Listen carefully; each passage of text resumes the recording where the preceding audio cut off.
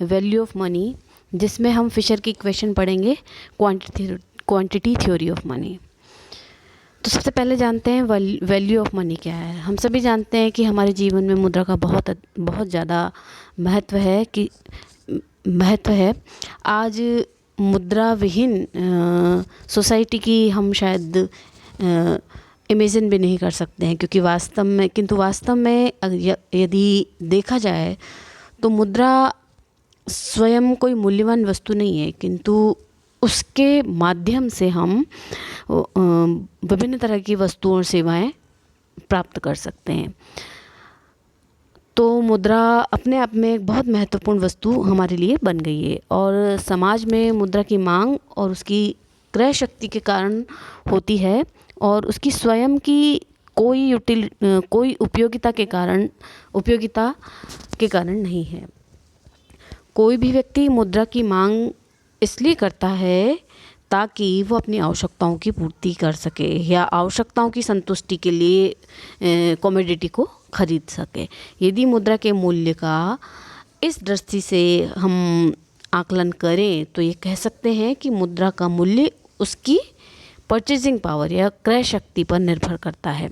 इस प्रकार मुद्रा की एक इकाई का मूल्य उसके द्वारा क्रय की जाने वाली वस्तु या सेवा की मात्रा के बराबर होता है, जो कि किसी समय विशेष पर ही प्राप्त की जा सकती है ना।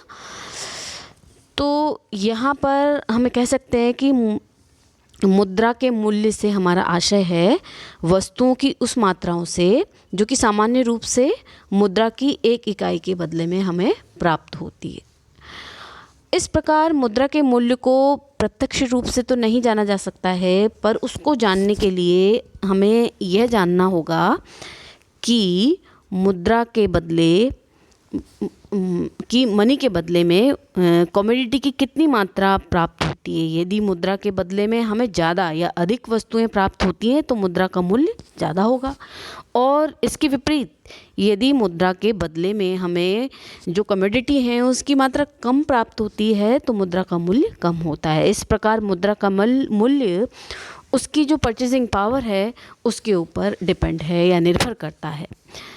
तो ये तो मुद्रा का एक प्रमुख कार्य यह भी होता है कि वस्तु और सेवा या कमोडिटी के मूल्य मापन का कार्य करती है, यानी कि प्रत्येक वस्तु का मूल्य मुद्रा के द्वारा हम आंक सकते हैं या आकलन कर सकते हैं, परंतु इसके विपरीत स्वयं मुद्रा का मूल्य उन वस्तुओं और सेवाओं के द्वारा आंका जाता है जिनको वह क्रय कर सकता है। तो इस प्रकार हम कह सकते हैं कि मुद्रा के मूल्य से अभिप्राय या मुद्रा के मूल्य को हम कह सकते हैं कि उसकी सामान्य क्रय शक्ति से होता है, यानी वह वस्तु और सेवाएं जो उसके बदले में हमें प्राप्त होती है।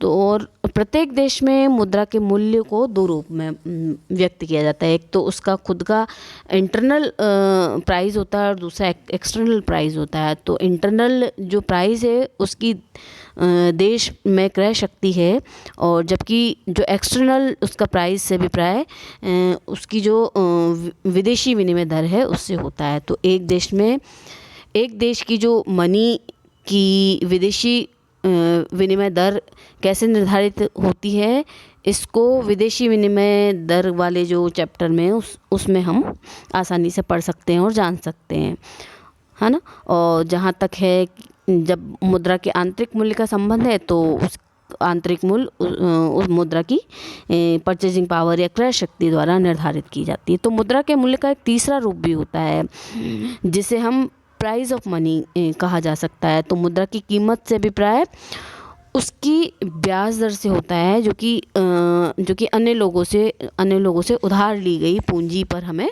चुकाना होता है। तो ये तो मैंने बताया कि कौन कौन से रूप होते हैं, आंतरिक रूप, बाह्य रूप और एक प्राइस ऑफ मनी होती है ना। तो यहाँ पर केवल मुद्रा के आंतरिक मूल्य निर्धारण के संबंध में जो सिद्धांत है उसकी व्याख्या हम जानेंगे, क्योंकि एक देश की मुद्रा का आंतरिक मूल्य स्थिर न रहकर घटता बढ़ता रहता है। तो हमें जानेंगे कि इसके क्या क्या कारण हैं, है ना। तो अब मुद्रा का मूल्य और उसके सामान्य मूल्य स्तर की बात भी हम यहाँ पर करते हैं। तो हम जब किसी कमोडिटी के मूल्य और मूल्य जो मुद्रा के द्वारा नापे जा सकते हैं या इनके नापने में कोई कठिनाई नहीं होती है, क्योंकि प्रत्येक वस्तु के मूल्य को नापने के लिए मुद्रा एक इकाई के रूप में है ना। परंतु जब मुद्रा के मूल्य को मापने का प्रश्न आता है तो हमारे पास कहीं ऐसी कोई सामान्य इकाई नहीं होती है जिसके द्वारा मुद्रा के मूल्य को हम मेज़र कर सकें। तो प्रत्येक वस्तु के मूल्य मुद्रा द्वारा व्यक्त किए जा सकते हैं, परंतु मुद्रा का मूल्य किसी वस्तु के द्वारा नहीं मेज़र किया जा सकता है, क्योंकि यदि कोई वस्तु होती ही नहीं है, इसलिए मुद्रा के मूल्य को सामान्य मूल्य स्तर द्वारा जाना जाता है। इस प्रकार हम ये कह सकते हैं कि मुद्रा के मूल्य किसी एक वस्तु या सेवा के रूप में व्यक्त न करके विभिन्न वस्तुओं और सेवा के मूल्य के सामान्य मूल्य स्तर द्वारा व्यक्त किया जा सकता है। तो ये तो मैंने मुद्रा के मूल्य को सामान्य मूल्य स्तर द्वारा व्यक्त किया जा सकता है इसकी बात की है। अब नेक्स्ट जो इसमें आता है वो आता है कि क्वांटिटी थ्योरी ऑफ मनी आता है। अब क्वांटिटी थ्योरी ऑफ मनी क्या है ये जानते हैं। मुद्रा के परिमाण सिद्धांत को मुद्रा के मूल्य का निर्धारण प्राचीन काल से होता आया है, या फिर हम कहें कि विभिन्न अर्थशास्त्रियों ने मुद्रा के मूल्य के निर्धारण में अपने क्या क्या विचार प्रदर्शित किए हैं, इस बात का अध्ययन हम यहाँ पर कर सकते हैं। तो मुद्रा के परिमाण सिद्धांत का प्रतिपादन सबसे पहले 1566 में जीन बॉडीन, जो कि एक फ्रेंच अर्थशास्त्री थे, उन्होंने किया। इसके बाद 1691 में अंग्रेज अर्थशास्त्री जॉन लॉक तथा 1752 में डेविड ह्यूमम ने इस सिद्धांत की व्याख्या की, और 20वीं शताब्दी में मुद्रा के परिणाम सिद्धांत को फिशर, मार्शल और पीगू और रॉबर्टसन आदि अर्थशास्त्रियों ने किया। मुद्रा के आधुनिक परिमाण सिद्धांत की व्याख्या मिल्टन फ्रीडमैन द्वारा की गई, और मुद्रा के परिणाम सिद्धांत के अनुसार मुद्रा की पूर्ति और मुद्रा के मूल्य में विपरीत संबंध है, और मुद्रा की पूर्ति तथा कीमत स्तर में सीधा या प्रत्यक्ष संबंध है, इस बारे में बताया गया है ना। तो इस थ्योरी को जानते हैं कि मुद्रा के परिमाण सिद्धांत की थ्योरी क्या है। तो मुद्रा के मूल्य और सामान्य मूल्य स्तर का विपरीत संबंध होता है। जब मूल्य गिरते हैं तो मुद्रा का मूल्य बढ़ता है, क्योंकि मुद्रा के द्वारा अधिक वस्तुओं और सेवाओं का क्रय किया जाना संभव यहाँ पर हो जाता है। इसके विपरीत यदि मूल्य स्तर बढ़ते हैं तो मुद्रा की क्रय शक्ति कम हो जाती है, क्योंकि उसके बदले में कम वस्तुएं और सेवाएं मिल सकती हैं। और प्रोफेसर फिशर ने बताया कि मुद्रा की क्रय शक्ति और मूल्य स्तर के संबंध की व्याख्या इस तरह से की कि मुद्रा की क्रय शक्ति मूल्य स्तर के विपरीत होती है, और इसलिए मुद्रा की क्रय शक्ति का अध्ययन तथा मूल्य स्तर एक अध्ययन की बात है। तो यहाँ पर उन्होंने मुद्रा का मूल्य निर्धारण किस तरह से किया, ये बताया कि मुद्रा के आंतरिक क्रय शक्ति अथवा मूल्य कैसे निर्धारित हो, इसको जानना आवश्यक है। उन्होंने बताया क्योंकि ये तभी जाना जा सकता है कि वे कौन से कारण हैं जिसके कारण मूल्य में परिवर्तन आते हैं, और इन कारणों को नियंत्रित करके ही मूल्य में स्थिरता बनाए रखना संभव होता है।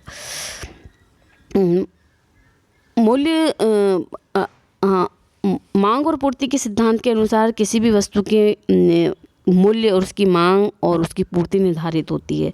जब किसी वस्तु की पूर्ति उसकी मांग की तुलना में बढ़ जाती है तो उसका मूल्य घट जाता है, और यदि उसकी मांग पूर्ति की तुलना में बढ़ जाती है तो उसका मूल्य बढ़ जाता है। अतः कहा जा सकता है कि मांग और पूर्ति के विपरीत संबंध होता है। और मुद्रा के मूल्य निर्धारण संबंधी कई सिद्धांत यहाँ पर अर्थशास्त्र में दी गई, किंतु इनमें सबसे प्राचीनतम जो सिद्धांत है वो फिशर द्वारा बनाया गया है, वो मुद्रा का परिमाणिक सिद्धांत है। यह सिद्धांत मांग और पूर्ति का एक सुधरा हुआ विशेष रूप है। यद्यपि आधुनिक समय में फिशर ने परिमाणिक सिद्धांत के रूप में महत्वपूर्ण परिवर्तन किए, परंतु आज भी मुद्रा का मूल्य निर्धारण का आधार इसी को माना गया है, और उसका महत्व किसी भी प्रकार से कम नहीं हुआ है। परिमाणिक सिद्धांत के अनुसार मुद्रा के मूल्य उसके परिणाम पर निर्भर करता है। यदि अन्य बातें समान रहे तो मुद्रा के परिणाम बढ़ जाने पर मूल्य स्तर बढ़ जाता है और मुद्रा की क्रय शक्ति कम हो जाती है। इसके विपरीत यदि परिमाण कम हो जाते हैं तो मूल्य स्तर गिर जाते हैं और मुद्रा की क्रय शक्ति बढ़ जाती है। तो यह परिवर्तन आनुपातिक होते हैं और इसमें मुद्रा की मात्रा दुगनी होती है तो मूल्य स्तर दुगना होता है और मुद्रा का मूल्य आधा हो जाता है। अगर मुद्रा की मात्रा आधी होती है तो मूल्य स्तर आधा हो जाता है और मुद्रा का मूल्य दुगना हो जाता है। ऐसा तब होता है जबकि अन्य बातें समान रहती हैं। तो इनसे यह स्पष्ट होता है कि मुद्रा की मात्रा और मूल्य स्तर में सीधा अनुपातिक संबंध होता है। जिस अनुपात में मुद्रा की पूर्ति बढ़ती है उसी अनुपात में मूल्य स्तर भी घटता बढ़ता रहता है और उसका मूल्य उसी अनुपात में विपरीत दशा में बढ़ता या घटता है। यदि मुद्रा की मांग निश्चित रहती है तो मुद्रा की पूर्ति दुगनी हो जाती है और मूल्य स्तर दुगने हो जाएंगे और अगर मुद्रा का मूल्य आधा रह जाएगा तो इसके विपरीत मुद्रा की मांग वही रहेगी और मुद्रा का मूल्य जो है वो दुगना हो जाएगा, पूर्ति आधी हो जाएगी और मुद्रा का स्तर आधा रह जाएगा, उसकी क्रय शक्ति दुगनी हो जाएगी।